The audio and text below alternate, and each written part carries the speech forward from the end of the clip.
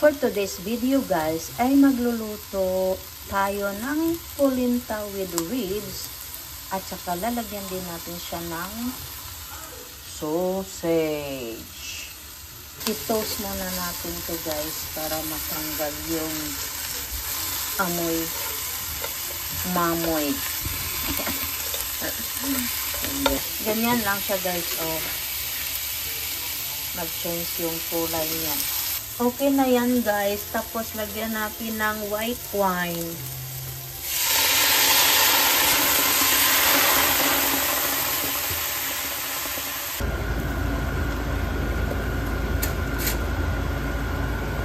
Next, ang ating onion. Guys. Then oil.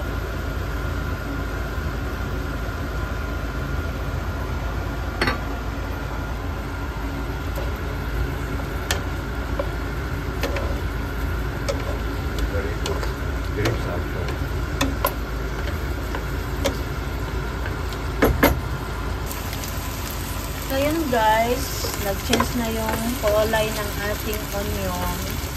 Ilagay na natin ang ating tomato sauce. Half lang ito guys kasi concentrate ito.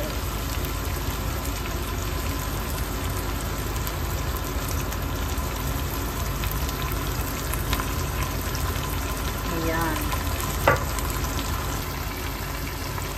Ayan guys, at isunod natin yung ating dry basil.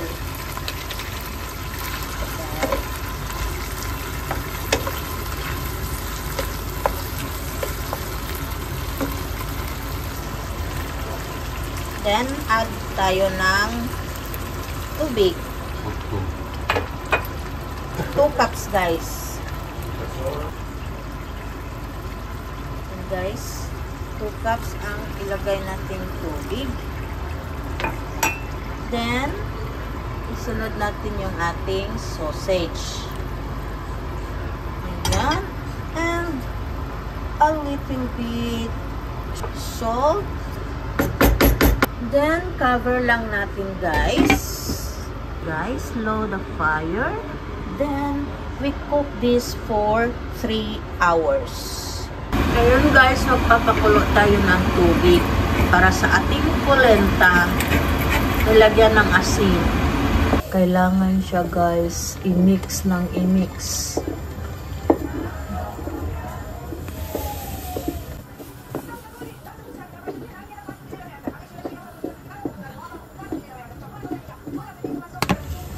Hanggang lumapot siya.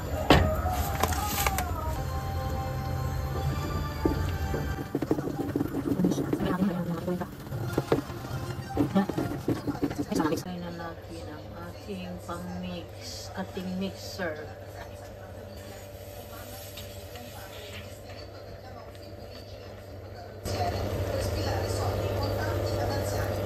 Diba?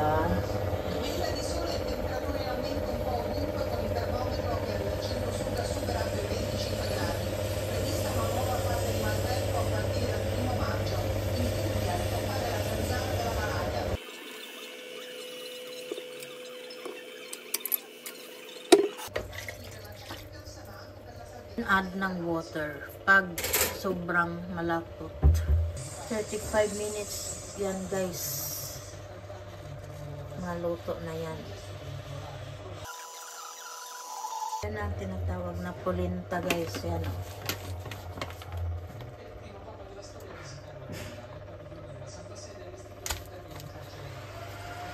Check natin guys. Ayan na siya. 10 minutes na lang guys, tapos na yan, luto na. Okay na to guys, luto na. Ayan guys, yung ating ribs. Tinang sabaw.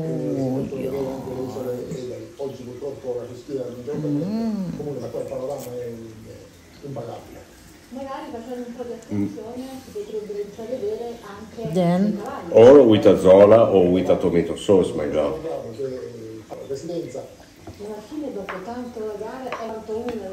yan yung ating ribs. Then, ating sausage. Yan lang. Very simple.